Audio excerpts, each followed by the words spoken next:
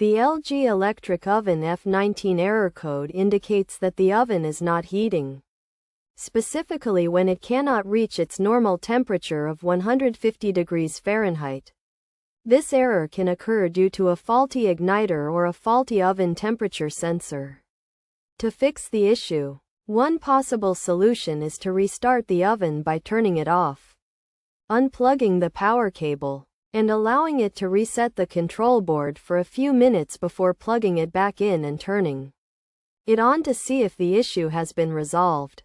If the problem persists, it may be necessary to fix the igniter by turning off the oven, unplugging it, and removing the oven door and shelves to access the bottom panel. From there, the burner shield can be removed, and the mounting screws can be spread to access the igniter, which can then be disconnected and replaced with a new one. Alternatively, the oven temperature probe or sensor may need to be replaced, which can be done by turning off the oven, removing the shelves, and locating the wire in the left upper corner of the oven.